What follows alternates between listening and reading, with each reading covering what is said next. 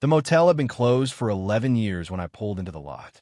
I knew this because the sign still said vacancy in letters that had once been red, and the V had gone dark sometime before I was old enough to remember it, so that it read ACANCY to the highway, which my father had always said was either a metaphor or a bad omen, and he could never decide which. He said a lot of things like that, my father. He spoke in the kind of sentences that seemed like jokes until you were older and understood that they weren't. His name was Carlisle Webb.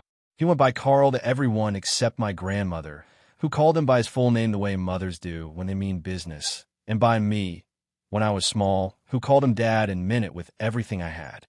He died on a Thursday in March, not at the motel, at a hospital in Fresno, California, in a room that smelled like antiseptic and the specific kind of quiet that settles over a place where people are waiting for something final. He had been sick for 2 years, longer than he let on, and I had driven out from Phoenix the week before on a bus that smelled like engine exhaust and other people's dinners, with $43 in my checking account and a duffel bag that held everything I owned in the world because my father had called and said I should come, and when Carl Webb told you to come, you came. I was 18 years old. I had been 18 for exactly 6 weeks. He died on a Thursday, and I held his hand when it happened. And after the nurses came and the paperwork started, I sat in the hospital cafeteria for 3 hours and drank bad coffee from paper cup and did not cry because I had done my crying the weeks before in stages, in the car and in the bathroom, and once in the parking lot of a gas station in Barstow at 2 in the morning when I pulled over because I couldn't see the road. By the time Thursday came, I was empty in the particular way that grief empties you when you've been carrying it a long time, and what I felt instead was something quieter and stranger, like the specific silence of a room after music stops. 2 days later, I sat across a desk from a man named Gerald Okafor, who had been my father's attorney for reasons I had never thought to ask about, and Gerald Okafor slid a manila envelope across the desk and told me my father had left me something. I want to tell you what was in that envelope.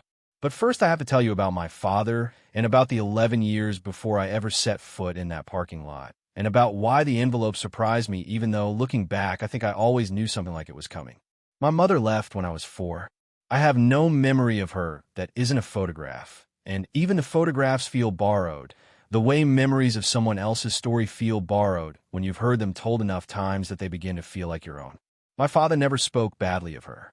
He never spoke much of her at all, which I understood later was its own kind of loyalty, the loyalty of a man who had decided that whatever happened between them was not mine to carry.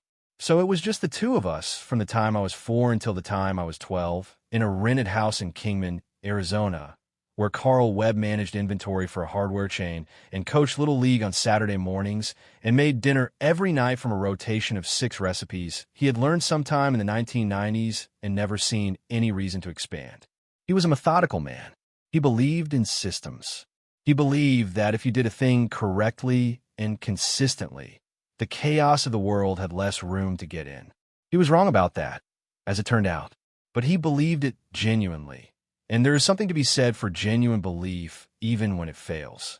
When I was 12, he sat me down at the kitchen table, which was where he sat me down for every serious conversation of my childhood, and told me that his father, my grandfather, had died and left him property in the San Joaquin Valley. A motel, small, 15 rooms, on a state highway outside of town called Allendale. He told me it had been closed for a year at that point, and that he was going to drive out to look at it. He was gone for a week. When he came back, he didn't tell me much. He said the property was in rough shape. He said it needed work. He said he was going to handle it, and handling it, I understood, meant driving out there occasionally, which he did 2 or 3 times a year, always alone, always for a few days at a time, always coming back quieter than he left. I never asked to go with him. I understood, the way children understand things they can't articulate, that there was something about the motel that was his to manage alone, that it was a weight he was carrying and did not want to hand to me. He never reopened it. He never sold it. He paid the property taxes every year. He kept the utilities running at a minimal level, enough to keep the pipes from freezing in winter and the lights on in the office. He did this for 6 years, until he got sick, and then for 2 more years after, until he could not. When I was 17 and he told me about the diagnosis, he sat me down at the kitchen table again, and he said he wanted me to understand something. He said the motel was mine when he was gone. He said his father had left it to him, and he was leaving it to me, and whatever I decided to do with it, he trusted me to decide it right. I asked him why he never reopened it. He looked at me for a long moment and then said, "Not everything is ready to be opened." I didn't understand that. I filed it away. If this story is already pulling at something in you, hit the like button and subscribe to Left Behind, and drop a comment below telling me where in the world you're watching from. She had almost nothing left. No one knew what was waiting. Keep watching. Gerald Okafor handed me the manila envelope on a Saturday morning. Inside, there was a deed to the property, already transferred into my name, filed with the county recorder's office 3 months before my father died, in December, when he had still been able to drive himself to appointments. There was a cashier's check for $812, which was what remained in his personal checking account after his final medical bills. There was a single key on a plain brass ring, labeled in my father's handwriting in the precise block letters he used for everything important. Room 7. Not the office key. Not a master key for the property. Room 7. I held the key in my palm and looked at Gerald Okafor. He cleared his throat. He said my father had told him only that I would know what to do with it when I got there. He said this was everything. He said he was sorry for my loss. I drove to Allendale in a borrowed car, a 2009 Civic that belonged to a woman named Darlene who worked the night shift at the hospital and had known my father from his last months there, and offered me the car the way some people offer things at funerals, reflexively and genuinely, because they want to do something and don't know what else to do. I told her I would have it back in 3 days. She said take 4 if you need them. The drive was 4 hours north and then west, through the valley, through stretches of highway lined with orange groves and almond orchards and the particular brown flatness of California's interior in early spring. The sky was overcast when I turned off the main highway and headed toward Allendale, which was less a town than a collection of decisions that had once seemed reasonable: a grain elevator, a post office, a diner with a hand-lettered sign, a Dollar General. The motel sat a quarter mile past the edge of town on the east side of the road, set back from the highway behind a parking lot that had been cracked and heaved by frost and root for a decade, with weeds coming up through every seam. I pulled in slowly. The gravel was still there under the weeds, rough against the tires. I parked in front of the office and sat in the car for a while and looked at the place. It was a single-story L-shaped structure, 15 rooms on 2 sides of the L, with an office at the corner where they met. The exterior had been painted beige at some point and was now something closer to the color of old bone, the paint lifting in long curls from the boards beneath. The swimming pool on the south end of the lot had been drained and filled with about a decade of debris, leaves and blown newspaper, and the skeletal remains of a plastic lawn chair. The sign at the road was the one I remember from photographs, the one that said ACANCY, and up close I could see that the V hadn't simply gone dark, but had been removed entirely, leaving 2 empty bolts and a rectangle of slightly less faded paint where it had been. Someone had taken the V. I did not know why. I filed it away. I had the master key from the office lockbox, which Gerald Okafor had told me about, and which held exactly what he said it held. I walked along the row of rooms on the long side of the L, the north-facing side, and counted off the doors. Room 1. Room 2. The numbers were small brass fixtures on each door, tarnished green-brown. I counted to 7 and stopped. Room 7 was at the midpoint of the north row. Its door was indistinguishable from the others, except for one thing I noticed when I got close enough to see it clearly. The door had a deadbolt that the other rooms did not. A heavy-duty deadbolt, the kind you find in storage units and evidence rooms, installed not from the inside but from the outside, the keyhole on the corridor side only, which meant that Room 7 could be locked from the outside. It could be locked so that whoever was inside could not get out. I stood in front of that door for a long time. The key my father had left me was in my pocket. I had been carrying it for 2 days, taking it out and looking at it on the bus and in the hospital cafeteria and in the front seat of Darlene's car. It was small and brass and warm from my body heat, and now I held it up and looked at the deadbolt and understood that they matched, that they had always matched, that this was what it was for. The lock turned on the first try. I pushed the door open and stepped back the way you do when you've been holding your breath and finally let it go. The smell that came out was the specific smell of a room that has been sealed for a long time. Still air and old wood, and something underneath that I could not immediately name, something papery and dry and faintly chemical. Not rot, not decay, something more deliberate than that. I waited for my eyes to adjust. The room was dark, the curtains on the single window drawn tight. I found a light switch on the wall to the right of the door and flipped it. The overhead light came on, a single overhead fixture with a frosted glass cover, and what it showed me stopped me completely. Room 7 was not a motel room. It had been a motel room once. The dimensions were still there, the same rectangle of floor and ceiling and walls as every other room on the row. The bathroom was through the open door at the back, small and tiled in the original pale green tile. But the furniture that should have been there, the beds and the desk and the television stand, had been pushed against the far wall and replaced with something else entirely. Filing cabinets. 4 of them, steel, 2 drawers each, lined up against the west wall like soldiers. A work table, a solid wooden door laid across 2 sawhorses, its surface covered in papers arranged in neat stacks, each stack held down with a small river stone. Bookshelves, built from lumber and cinder blocks the way they are built in college dormitories, running floor to ceiling on the north wall, packed with binders. And on the south wall, pinned to the drywall with push pins, dozens and dozens of photographs and documents, and handwritten notes connected by lengths of red string that ran between them like a web or a map, or the kind of diagram you see in crime documentaries when they're showing how something complicated connects to something else.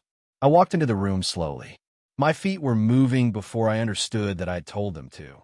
The photographs were of people.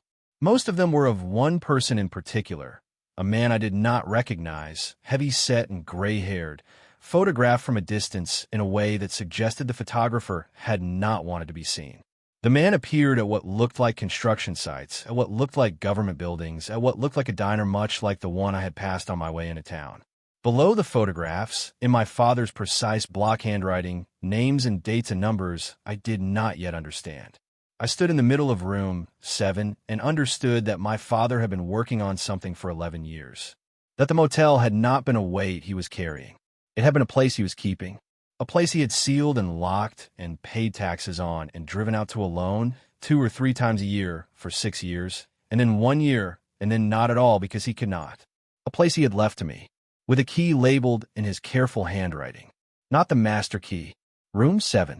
I sat down on the floor in the middle of all of it, because my legs decided that was where we were going to be for a while. The work table was in front of me. On the corner of it, held down by a river stone like everything else, was an envelope. White envelope, no stamp, no address. On the front, in my father's handwriting, 3 words. For when you're ready. I was 18 years old. I had $800 and a borrowed car, and nothing else in the world except this motel and whatever was in that envelope, and the question of what my father had spent 11 years trying to find out. I picked up the envelope. I held it in both hands. Outside, a car passed on the highway, the sound of it building and then fading, and then the afternoon was quiet again, just the distant sounds of the valley, birds and wind, and the particular stillness of a place that has been waiting a long time. I opened the envelope. My father's handwriting filled 3 pages, small and precise. Every line straight, even without ruled paper beneath it, because Carl Webb was methodical to the end. I read the first line, and then I read it again.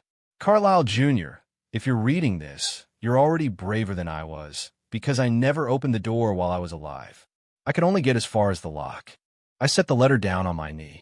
I looked at the room around me, at the years of careful work pinned to the walls and sorted into binders and stacked in filing cabinets, at the stones holding everything in place. My father had spent 11 years gathering something. He had never been brave enough to do what came next. He had left that part to me. I picked up the letter and kept reading. The letter was 3 pages long, and I read it 4 times. The first time I read it the way you read something when you're not yet ready to understand it.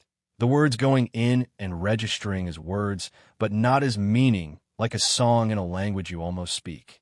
The second time I read it slowly, stopping at each paragraph, giving each one the space it needed to settle. The third time, I went back to the beginning because there was a sentence on the first page that I had passed over and needed to return to. The fourth time I read it because I was not ready to stop.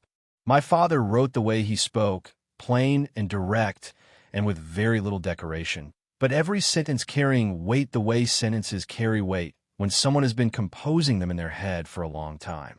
He started at the beginning. He said his father, my grandfather, whose name was Roy Webb, had owned the motel since 1971. Roy Webb had built it himself on land he bought from a farmer who was leaving the valley, 15 rooms and an office and a pool, on a state highway that was supposed to become a major corridor and never quite did. The motel had been modest, but steady. Roy kept it clean. He knew his regulars. He gave good rates to the farm workers who came through in harvest season and needed somewhere to put a roof over their heads that didn't cost them more than they'd made that day. In 1987, my father wrote, something happened. He said he did not know exactly what, because Roy Webb was a man who carried things alone, the way the men in our family carry things, and he had not told my father the details while he was alive. What my father knew was this. In the summer of 1987, Roy Webb closed the motel. Not temporarily, not for renovations. He shuttered it, locked the doors, called his regulars and told them he was sorry, and stopped operating entirely. He continued to pay the property taxes. He continued to maintain the building at a basic level. But he never opened it again. He lived another 19 years. He died in 2006. He left the motel to my father and no explanation. Except my father wrote, that was not exactly true. He left the motel to my father. And he left him room 7. The room had already been converted when my father arrived. The filing cabinets, the work table, the bookshelves, the photographs and documents on the walls. Roy Webb had been building his collection for 19 years in a locked room in a motel he had closed for reasons he would not explain. The string connecting the photographs was his. The handwriting on the notes was his. My father wrote, smaller than mine and harder to read, like a man who had spent his whole life trying not to take up too much space.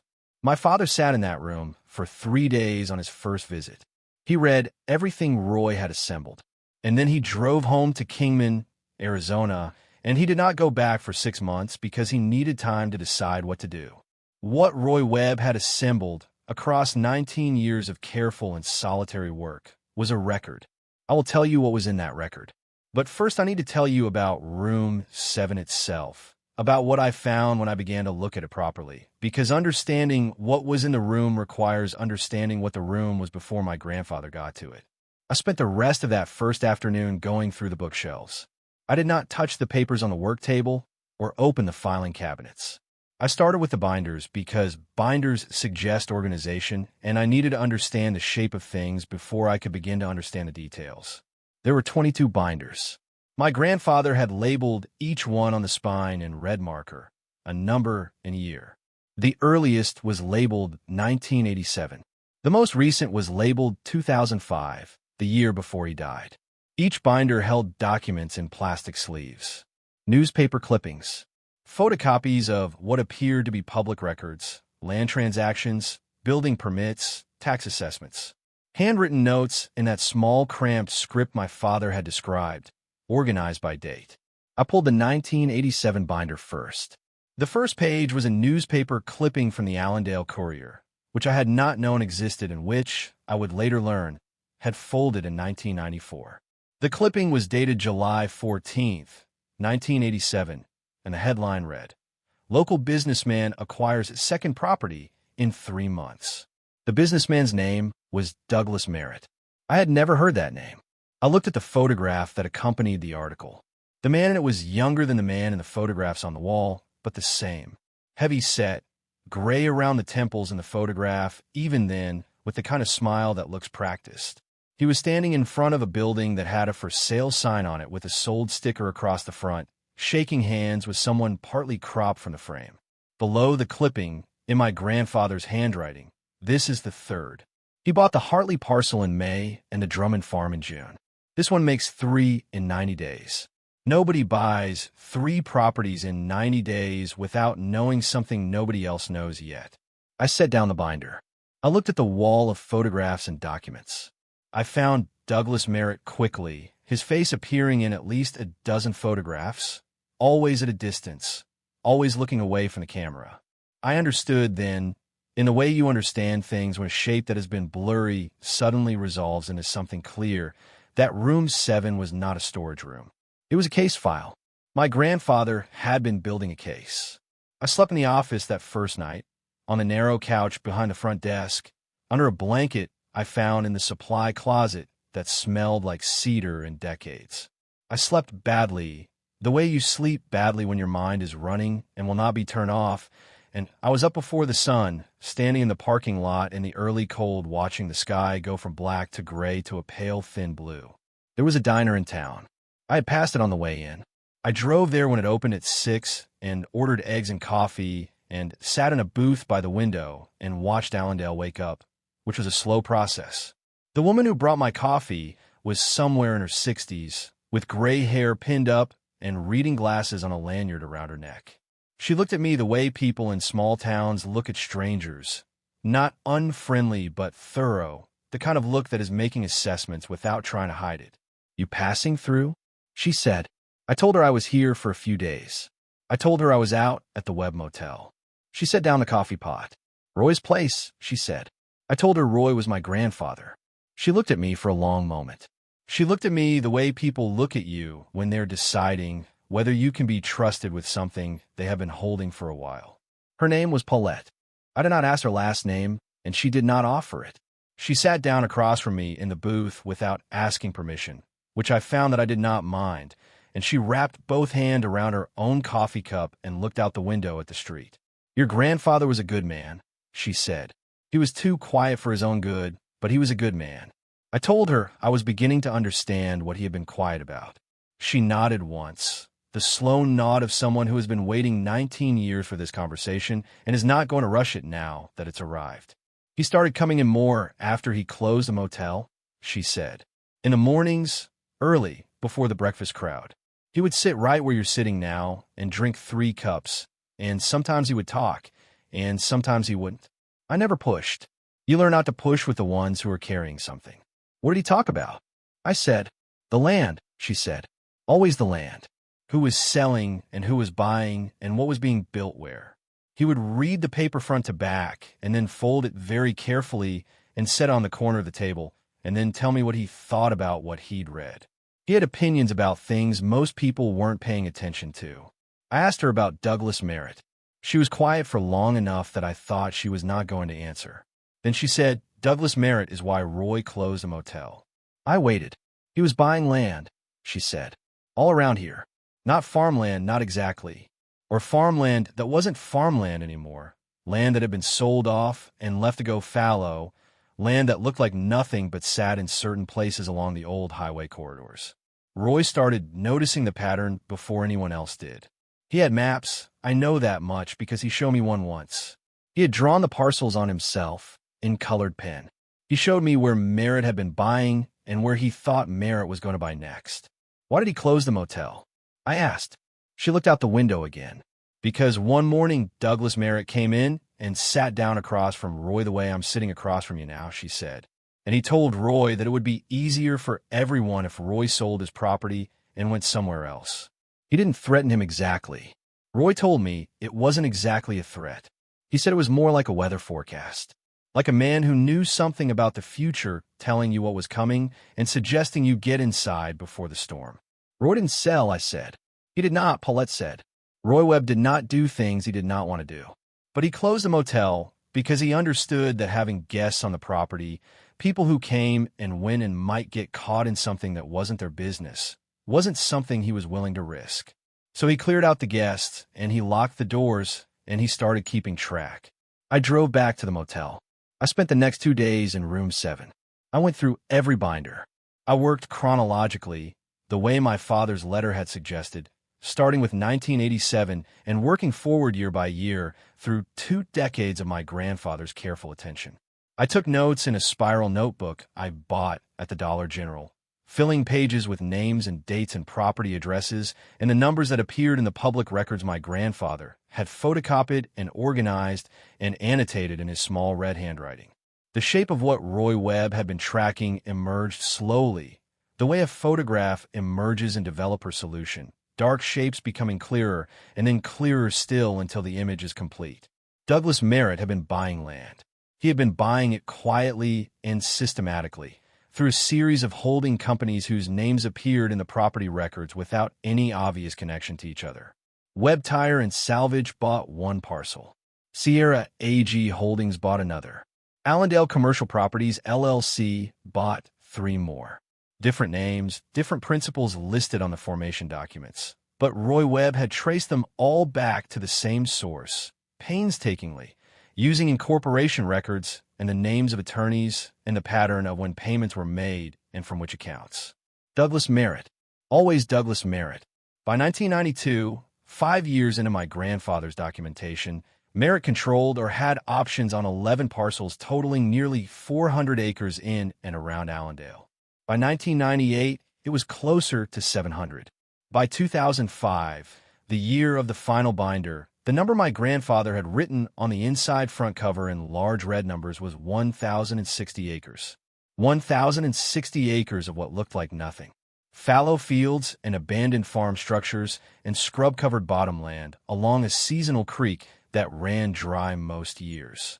Land that nobody else wanted. Land that Roy Webb's neighbors had sold for almost nothing because it produced nothing and taxed them every year, and they were tired of carrying it. On the last page of the 2005 binder, in handwriting that was shakier than the earlier volumes, my grandfather had written a single sentence. I don't know what he's waiting for, but he's been waiting for 30 years, and a man who waits that long has something very specific in mind. Below it, the second sentence underlined twice. The water rights transfer from 2004 is the key. Find out who approved it. I read that sentence 3 times. I wrote in my notebook. I went to the filing cabinets.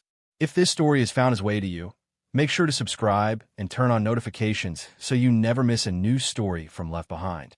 Your support is what keeps these stories coming, and there are so many more waiting to be told. The filing cabinets held the overflow. Documents that hadn't fit in the binders, organized by category in hanging folders. There was a folder labeled Water Rights in the second drawer of the second cabinet. It was thick, an inch or more of paper, and when I pulled it out and set it on the work table and began to go through it, I understood something I had not understood before. The San Joaquin Valley runs on water. Everyone in California knows this in the abstract, knows it the way you know geography, but what I had not understood, sitting in Phoenix as a high school student, was the specific and concrete way that water rights worked as a form of property in the valley, how they could be transferred and traded and bundled, and how, if you controlled enough of them in the right configuration, you could do things with otherwise worthless land that nobody without the water rights could do. My grandfather understood this. He had understood it since at least 1993, when the earliest documents in the water rights folder were dated. He had spent 12 years tracing the movement of water rights in the county alongside the land acquisitions, and what he had found was a second map overlaid on the first. Merritt had been buying water rights the same way he had been buying land, quietly, through intermediaries, piece by piece over decades. Not enough to attract attention in any single transaction. Enough accumulated to matter. The 2004 transfer my grandfather had underlined was different. It was large, a transfer of senior water rights attached to a parcel the size of which dwarfed every previous acquisition. Rights that had been held by a family named Caldecott for 3 generations, and that gave whoever held them first claim to a significant portion of the water from the creek basin in any year, wet or dry. The transfer had been approved by the County Water Board. My grandfather had stapled a list of water board members to the document. 2 of the 5 names were circled in red. Below the list, in that small, careful handwriting, both received campaign contributions from Sierra AG Holdings in 2003. The amounts are on the next page. I turned to the next page. I sat with the filing cabinet folder for a long time after that, not reading, but thinking. The afternoon light was moving through the gap in the curtains the way afternoon light does in the valley, flat and golden, making the dust motes visible in the air above the work table. My grandfather had not been keeping a record. He had been building a case. A real case, with documents and sources and a chain of evidence that connected land acquisitions to water rights transfers to the public officials who had approved them. He had been building it for 18 years, and he had not been able to do anything with it.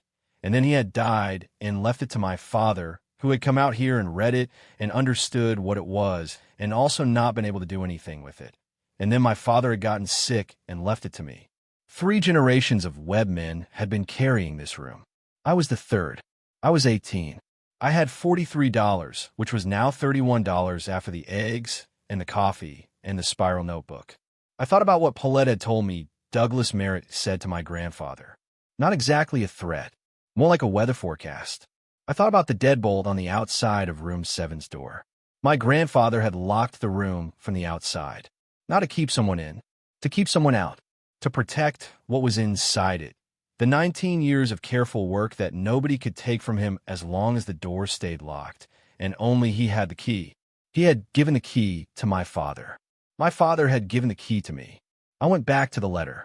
I read the last page again, which I had read 4 times already but needed to read again. Junior, I know this is a lot. I know you are young, and I am sorry that I'm leaving this to someone young. I thought I had more time to figure out what to do with what Roy built, and I didn't. What I can tell you is this. Roy spent 19 years gathering it, and I spent 6 years reading it, and neither one of us was brave enough to take the next step, because we were both afraid of what Merritt could do to us and to you. But Roy was right about the water rights, and I believe he was right about what it means. If someone with the right knowledge looked at what's in room 7, they would know what to do with it. I can never find that person. Maybe you can. Maybe at your age, you don't know enough to be afraid yet. Maybe that's the point. Roy left it to me, and I'm leaving it to you, because Webb men don't throw away what they build, and they don't leave debts unpaid. This is a debt. We owe Allendale the truth about what was done to it. I'm sorry I couldn't pay it myself. The motel is yours. Room 7 is yours. Whatever you decide is right. I trust you to decide it. Your father, Carl. I folded the letter along its original creases and held it against my chest for a moment, the way you hold something when you are not ready to put it down. Then I got up from the floor of room 7, where I had been sitting for most of the day, and I walked outside into the parking lot. The sun was going down behind a ridge to the west, the sky going orange, and then the deep bruised pink of a San Joaquin Valley sunset. And I stood in the cracked asphalt and looked at the motel that was mine, all 15 rooms and the office and the drain pool, and the sign that said ACANCY, because someone had taken the V a long time ago. And I thought about 3 generations of careful men who had carried something they didn't know how to put down. I was not careful the way they were careful. I was 18 and had nothing to lose, and a spiral notebook full of notes that would have taken my grandfather a year to assemble and had taken me 2 days because he had already done the work. I went back inside. I sat at the work table. I looked at the photographs on the wall, Douglas Merritt at the construction sites, Douglas Merritt at the government buildings, Douglas Merritt shaking hands with people whose names I was beginning to know. I picked up my pen. I had no idea what I was going to do, but I understood. Sitting in my grandfather's locked room in my father's inherited motel in town I had never visited before that week, that the thing they had both been afraid of doing was also the only thing that made sense of everything they had built. Someone had to open the door. They had locked it from the outside so that what was inside would still be there when the right person came along. I thought I might be the right person. I thought my grandfather thought so too, or he would not have left a key. I thought my father thought so, or he would not have passed it on. Outside, the highway was quiet. The last of the daylight was leaving the sky. In the morning, I would need to call someone. I was not sure who yet, but someone with knowledge I did not have. Someone who would understand what a county water board approval meant and what could be done about it 20 years later. Someone who would know what to do with a room full of evidence that 3 men had spent 3 decades too afraid to use. Tonight, though, I sat in the room my grandfather had built and let the weight of it settle around me in the dark. Some things wait a long time for the right hands. Roy Webb had known that. He had built the room for it. I was beginning to understand that I was always supposed to end up here. I went to the diner before it was fully light. Flo was already there, the coffee already made. She looked at me when I came through the door and did not seem surprised, the way people who have been waiting for something do not seem surprised when it finally arrives. I sat in the same booth. She brought coffee without being asked. I need to find someone, I said. Someone who understands water rights law. Someone who would know what to do with documentation going back to 1987. She sat down across from me. How much documentation? She said. 22 binders, I said. 4 filing cabinets. 18 years of my grandfather's work, and 6 more of my father's on top of it. She looked out the window at the empty street. Roy talked about finding someone for years, she said. He said he needed a lawyer who wasn't from here. Anyone from here would know merit or omerit or be afraid of him. And any of those 3 things made them useless. She was quiet for a moment. Then she said, my daughter went to law school in Sacramento. She does environmental law, water litigation, agricultural rights. She's been doing it for 11 years. Her name is Renata. I asked if Renata would talk to me. Paulette looked at me with the assessing look she had, steady and unhurried. Roy came in here every week for 19 years, she said. He sat in that booth and told me things he didn't tell anyone else. I know what's in that room because he needed somewhere to put it, and I was where he put it. I would not send you to my daughter if I did not believe you were going to do something with it. She got up and went to the phone behind the counter and dialed a number she knew by heart. Renata Voss drove up from Sacramento 4 days later. She was 41, tall, with the voice of someone who has learned to say things in the fewest necessary words. She shook my hand in the parking lot and looked at the motel and looked at the sign. Someone took the V, she said. My grandfather, I said, the day he closed. I found it in the supply closet. She looked at the sign for another moment. Then she said, show me. She spent 40 minutes in room 7 without speaking. She walked the perimeter. She read from 3 different binders. She went through the water rights folder in the filing cabinet, flipping carefully without removing anything. When she came back to the doorway where I was standing, her expression was something I did not have a word for, not surprise, not satisfaction, but something more complicated than either. Your grandfather was a methodical man, she said. I said that he was. He documented a pattern of coordinated land acquisition through shell companies spanning 3 decades, she said. He documented a water rights transfer approved under circumstances worth examining very carefully. He documented the financial relationships between the approving officials and the entities that benefited. She paused. He did all of this without a law degree, without subpoena power, without discovery, with public records and a camera and 40 years of paying attention to his neighbors. I asked if it was enough. She looked back into the room. Enough to begin an inquiry that brings the right people's attention to what happened in this county, she said, that I can work with. She came back the next day with a laptop and a portable scanner and spent 3 days in room 7 going through everything. I brought her coffee in the mornings. On the 3rd day, she looked up and told me Merritt had applied for a development permit in 2019, that the county had approved it in 2021. That construction on an industrial agricultural processing facility had started on the bottomland parcel along the creek basin, the parcel whose water rights had been transferred in 2004 with the approval of 2 board members who had received campaign contributions from one of Merritt's holding companies. He waited 34 years, I said. She nodded.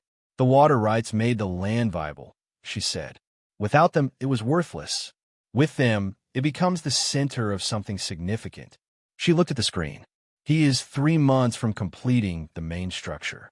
I thought about my grandfather's last sentence in the shakier handwriting of a man running out of time.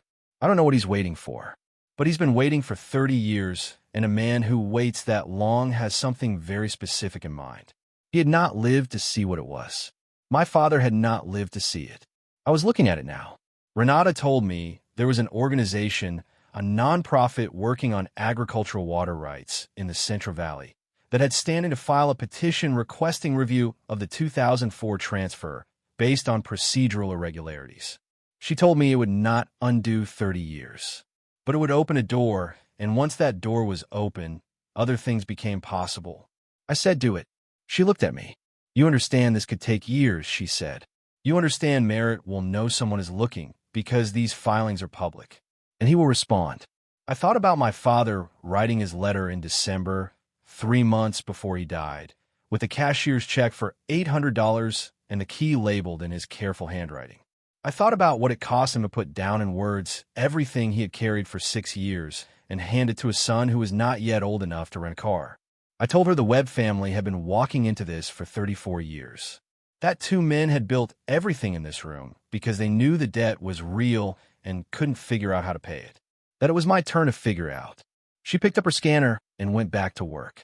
I stayed in Allendale for 3 weeks. At the end of them, 6 rooms were habitable, the office had been painted, and the parking lot had been patched in the worst sections. This happened because a man named Beto Alamilla, who had owned the hardware store on the east end of Main Street since my grandfather loaned him the money to open it in the 1980s. He came to look at the property with his nephew Dario and named a number for 6 rooms and the office that was less than what I had left of my father's $800. He said I could pay the rest when I had it, in the same tone Roy had apparently used with him decades before, as though the arrangement were obvious. I said I would. He started Monday. On the last evening before I left to go back to Phoenix to collect my things, because I had decided by then that I was moving here, I stood in the parking lot with the V in my hands. My grandfather had kept it for 34 years in the supply closet, mounted to a piece of cardboard with a rubber band around it, saving it for when the motel reopened. He had died without seeing it reopen. I climbed up and put it back where it belonged. I climbed down and read the sign. Vacancy. The valley was going quiet in the way it goes quiet at dusk. I stood in the parking lot and let myself feel the full weight of what I was looking at. Not just a sign. What it meant that it was lit again. What my grandfather had been preserving all those years in a locked room. Not just documents, but the possibility of this. I'm 23 years old as I tell you this. It has been 5 years. Renata filed the petition 14 months after she left with the scan files. The review process took 2 years. At the end of it, the State Water Board issued a finding that the original approval had been procedurally irregular and ordered a supplemental review.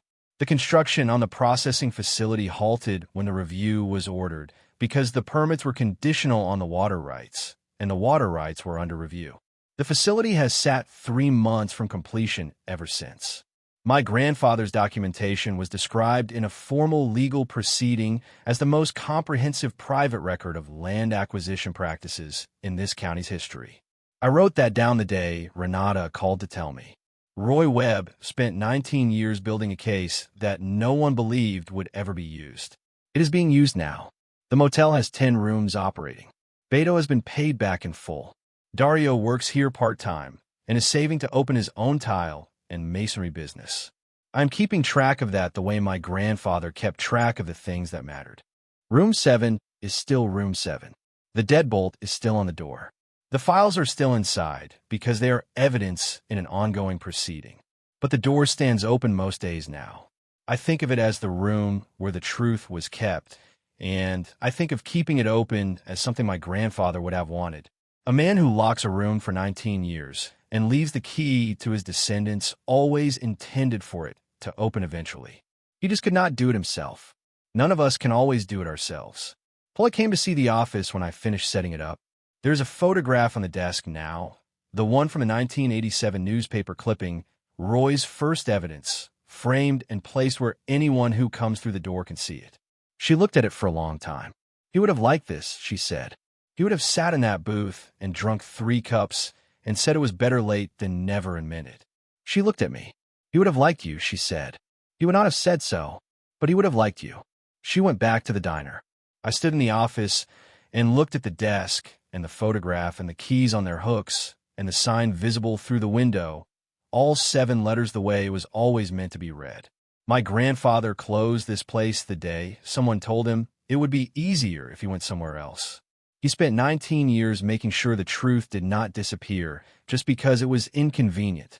My father carried it for 6 more years and left it to me with a key and a letter and the belief that Webb men do not throw away what they build. I have not thrown it away. I have not gone somewhere else. The motel is open. The room with the truth in it is open.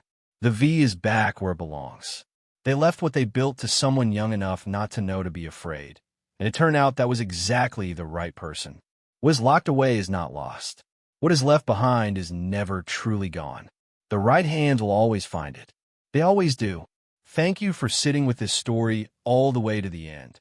The people who stay for the whole story are the ones who understand it. If it moved you, the videos on your screen right now are waiting to do the same. And if you haven't subscribed yet, come home. Left Behind has a story for you.